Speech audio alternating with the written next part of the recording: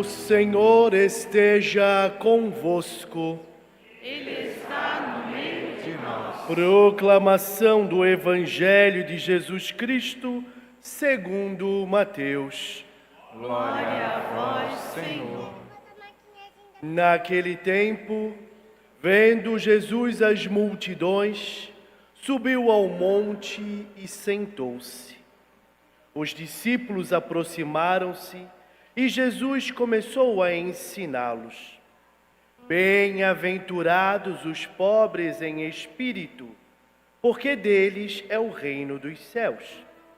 Bem-aventurados aflitos, porque serão consolados. Bem-aventurados os mansos, porque possuirão a terra. Bem-aventurados que têm fome e sede de justiça, porque serão saciados. Bem-aventurados os misericordiosos, porque alcançarão a misericórdia. Bem-aventurados os puros de coração, porque verão a Deus. Bem-aventurados que promovem a paz, porque serão chamados filhos de Deus. Bem-aventurados que são perseguidos por causa da justiça, porque deles é o reino dos céus. Bem-aventurados sois vós, quando vos injuriarem e perseguirem e mentindo, disserem todo tipo de mal contra vós, por causa de mim. Alegrai-vos e exultai, porque será grande a vossa recompensa nos céus. Palavra da salvação. Glória a vós, Senhor. Mais uma vez eu acolho com carinho você que vem rezar com a gente. Hoje também a presença dos nossos diáconos, diácono Osmar e diácono José Augusto, os irmãos que vêm de outras comunidades, que vêm se arriscar aqui na nossa igreja bem refrigerada, para celebrar a Eucaristia com a gente. Uma grande graça contar com a sua presença. Você sabe que dia do mês é hoje? 1º de fevereiro. Mas o ano não começou ontem? Não devia ser 1º de janeiro? Já é 1º de fevereiro, gente. Já passou o primeiro mês do ano, que é o mês do Santíssimo Nome de Jesus. Mês de fevereiro é também mês da Sagrada Família. E a gente está nesses encontros, nessa catequese de Jesus, nesse tempo comum da liturgia. Então, no tempo comum da liturgia, a gente vem caminhando. Nós já vimos o Senhor confirmando, que Jesus Cristo é seu Filho. Quando Jesus diz, este é o meu Filho amado, no qual ponho o meu agrado. Os cachorrinhos estão bebendo aguinha na fonte. Ai, ai. Senhor. Nós já vimos também, Senhor, quando João Batista confirma Jesus como o Cordeiro de Deus que tira o pecado do mundo. E aí começamos as catequeses, a primeira pregação de Jesus. E hoje nós estamos aqui no momento em que o Senhor Jesus, narrado por Mateus, no alto da montanha, ele vê uma grande multidão. Vê a grande multidão que lá está. Há uma grande multidão. E aí Jesus sobe no lugar mais alto e começa a ensinar. E quando Jesus ensina, o que acontece com os discípulos? O que os discípulos fazem? Que a gente viu ali no Evangelho. Há uma multidão enorme. Jesus não fica alheio àquela multidão. Ele percebe a multidão. Ele tem compaixão daquela multidão. Ele começa a ensinar, orientar aquela multidão. Mas do meio da multidão, alguns se aproximam de Jesus. Quais são os que se aproximam de Jesus? Começa com di e termina com discípulos. Os discípulos se aproximam de Jesus. Padre, volta então, que às vezes, diz assim a palavra, queridos do meu coração. Vendo Jesus as multidões, Jesus subiu ao monte e sentou-se. Os discípulos aproximaram-se e Jesus começou a ensiná-los: bem-aventurados os pobres em espírito, porque deles é o reino dos céus. Bem-aventurados os aflitos, porque serão consolados. Bem-aventurados os mansos, porque possuirão a terra. Por que eu estou fazendo essa reflexão com você, filho querido do meu coração? Porque é importantíssimo a gente entender que há uma multidão e Jesus anuncia para toda aquela multidão que lá está. Porém, entretanto, contudo, todavia, alguns se aproximam de Jesus. E os que se aproximam de Jesus são os seus discípulos. Quem está sentadinho nessa igreja hoje e que é discípulo do Senhor, levanta a mãozinha para eu ver.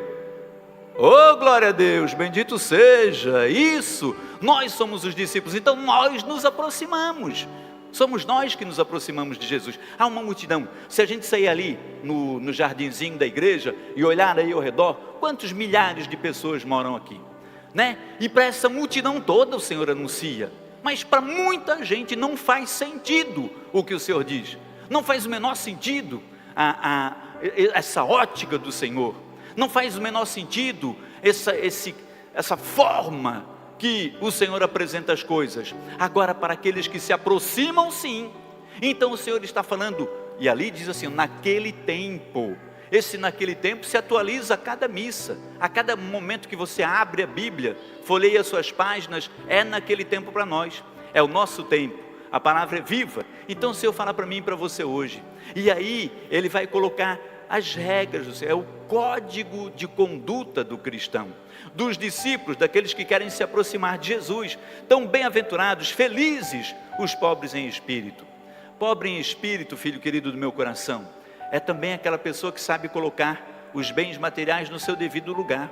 É aquela pessoa que sabe se relacionar com as riquezas, que não se torna dependente do dinheiro, mas ela não serve ao seu dinheiro, ela faz com que o dinheiro a sirva. E assim, ela que é uma pessoa abençoada por Deus, ela se torna também abençoadora de muitas outras pessoas, em muitas situações. É pobre de espírito, ela sabe em quem ela colocou a sua esperança. O pobre em espírito sabe que a sua força está em Deus, não está nos seus músculos. Se eu fosse assim, né, eu ia estar bem ferradinho, né? Se eu fosse confiar nos meus músculos. Tem pessoas que se confiam nos seus dinheiros, no seu poder. O pobre em espírito coloca a sua confiança no Deus verdadeiro. Felizes os pobres em espírito. Essa não é a ótica do mundo, é a ótica de Deus. Para a multidão isso não faz sentido. Faz sentido para os discípulos que se aproximam de Jesus. Felizes os aflitos, porque serão consolados. Os mansos, porque possuirão a terra. Os mansos, a mansidão. Veja, filho, no mundo em que nós vivemos, de tanto agito, tanta loucura, a ótica do mundo, o código de conduta do mundo, não fala em mansidão. Fala em te atacou, ataca também. Revida, devolve. A palavra de Deus diz, seja manso. Mesmo que você tenha razão, mais vale o seu autodomínio. Controla, conduz, treina o teu autodomínio. Pede para Deus autocontrole, para você se reduzir, se humilhar. Tem uma bem-aventurança que diz, bem-aventurados aqueles que se humilham, porque serão exaltados. Mesmo que você seja o dono da razão, não entre em conflito, não vai brigar no trânsito, não vai brigar no posto de gasolina, na loja de conveniência, na balada, na porta da igreja, na festa de família, nada disso. Anima o teu coração com esse vigor que vem de Deus. Seja manso, pacífico. Bem-aventurados os misericordiosos, é o código de conduta do Cristo, não é do mundo. A ótica do mundo não é essa. O mundo não pede para que a gente tenha misericórdia, o mundo pede para que a gente devolva. Misericordioso, misericórdia é o que nós mesmos pedimos de Deus. Cada vez que a gente olha para o céu e diz, Senhor, perdoa porque eu sou fraco, sou pecador. Essa é a forma de Deus ver o mundo. Isso serve e funciona para mim e para você, que somos discípulos e queremos nos aproximar de Jesus. Há uma multidão que ouve e que para eles não faz sentido. E aí, o Senhor também sabendo disso, Ele lança uma outra bem-aventurança, onde Ele diz assim, bem-aventurados quando vos injuriarem, perseguirem e mentindo, disserem todo tipo de mal contra vós por causa de mim. Alegrai-vos, porque será grande a vossa recompensa nos céus. Sabendo que o código e a forma de ver do cristão é diferente da forma do mundo, nós estamos no mundo, mas não somos do mundo, somos de Deus.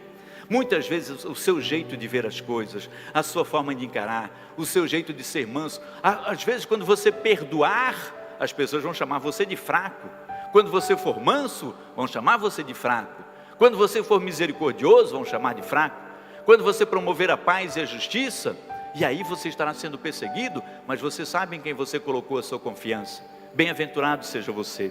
Ao voltarmos para a segunda leitura, na carta que São Paulo escreve aos Coríntios, a gente vê Paulo dizendo: considerai vós mesmos. Ele está pedindo para que nós olhemos para nós. A gente sai daqui, fica assim, olhando. Olha como Padre Sedemir é bonitinho. A gente vê assim, de lá, de fora da gente, sai da gente mesmo. E ele diz: observe, porque você... entre vós não há muitos sábios de sabedoria humana, nem muitos poderosos de riqueza humana ou nobres. Na verdade, diz Paulo, Deus escolheu o que o mundo considera estúpido. Deus escolheu o que para o mundo é sem importância e desprezado, o que não tem nenhuma serventia, para assim mostrar a inutilidade daquilo que é considerado importante. Quantas pessoas, filhos queridos, e aí eu poderia citar, e você também tem centenas de milhares de exemplos, de gente que perdeu a vida por coisas que considerava importante, quando o Senhor quer mostrar que isso não tem importância, que mais importa uma vida humana do que a vida de um animal, né? A gente está envolvido agora aqui na nossa região, né? Com aquele caso lá do cachorro que foi morto, uma violência, uma coisa que realmente tem que ser evitada e tem que ser punida, mas não na dimensão que se está dando, colocando a vida de um animal numa importância em muitos casos superior a uma vida humana. O que está se gastando com investigação para descobrir quem matou o cachorro, tudo bem, precisa ser punido, mas desse jeito tá, o mundo, a lógica do mundo está nos consumindo. Quantas pessoas que são assassinadas e não se investiga do jeito que está se fazendo. Veja, filhos, o que eu não estou dizendo para não punir, inclusive, se for mesmo os adolescentes, que ninguém nem sabe, os meninos já foram cancelados, uma loucura que vai acontecendo, e a vida humana, filho, e as pessoas que são assassinadas, nos mesmos dias ali uma criancinha foi violentada pelo avô, aqui na nossa região também, por uma pessoa que já tinha sido presa e foi solta, e cometeu de novo o mesmo crime. O que eu estou dizendo, filhos, pelo amor de Deus, procura entender, a lógica do mundo quer inverter aquilo que é a lógica de Deus, e ainda quer nos punir, nos condenar, porque a gente pensa diferente. Não tenhamos vergonha nem medo de sermos cristãos autênticos, de entendermos que nós nos aproximamos do Senhor, e aí também serve a misericórdia para nós. Porque se nós vamos viver essa bem-aventurança da misericórdia, bem-aventurados os misericordiosos, nós também precisamos ter misericórdia desses, entendam o que eu estou dizendo, ignorantes, que para eles não faz sentido o código de conduta cristão, eles não entendem o que significa ser manso, humilde, misericordioso, promover a paz e a justiça, e eles vão estar desvirtuados. A gente ainda tem que tentar ter compaixão, misericórdia desses ignorantes, rezar por eles, para que um dia eles também entendam o que é ser misericordioso, o que é ter compaixão, o que vale uma vida humana. Quantas pessoas fazendo passeatas por causa do cachorro, tudo bem, mas e na hora de abortar uma criança, na hora que se mata uma pessoa inocente, na hora que se vandaliza, na hora que se assassina, na hora que acontecem os feminicídios, não tem as mesmas manifestações, é uma insensibilidade.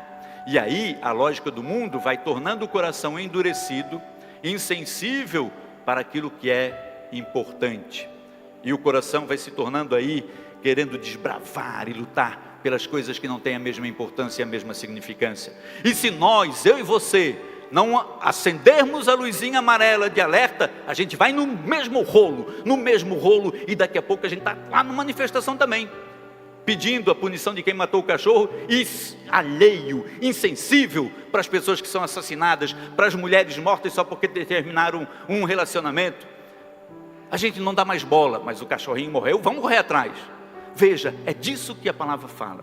Filhos queridos, não nos tornemos insensíveis àquilo que tem valor, não nos tornemos insensíveis àquilo que importa de verdade, aquilo que significa, aquilo que é uma alma humana, uma vida humana, a salvação de uma alma e a perdição de uma alma.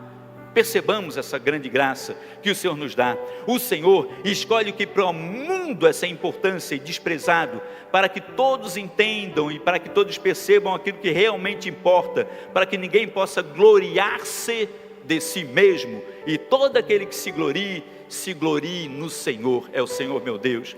E aí eu lembro também, filhos, porque este ano, eu falava na outra celebração que eu presidi, lembrava também disso que eu lembro agora, esse ano agora, né, Diácono José Augusto, é ano franciscano.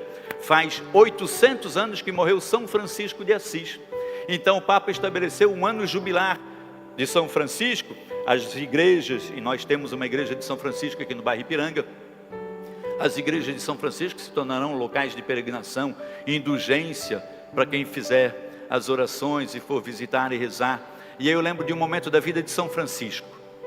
São Francisco, um jovenzinho rico da sua época, poderia se vangloriar do seu poder, da sua riqueza, assumir o seu poderio econômico. Nada disso teve valor para São Francisco.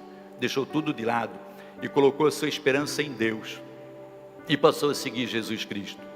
Seguindo Jesus Cristo, dando aquele testemunho de cristão, vivendo as bem-aventuranças, ele arrastou espontaneamente, sem nenhum interesse em fazer isso, uma multidão que o seguiu e que criou casas e institutos franciscanos pelo mundo todo. E hoje ainda, nós mesmos somos vizinhos das irmãs franciscanas de São José, que moram aqui atrás da gente. E aí um dia Francisco, angustiado, agoniado, começa a berrar com Deus, dizendo: Senhor, por que tu escolhestes a mim para fazer essa obra? Por que tantas pessoas me seguem? Eu não tenho capacidade para organizar esse grupo de multidão que vem atrás de mim. Eu não tenho capacidade para construir a regra, para orientar, para conduzir. Por que chamastes a mim para uma obra destas, Senhor? Eu tão incapaz. E aí ele ouve Deus falar no coração dele: Francisco, eu chamei você justamente para que ninguém tenha dúvida de que a obra é minha e não sua. É isto. Todo que se glorie em Deus. Que a gente tenha essa capacidade de entender.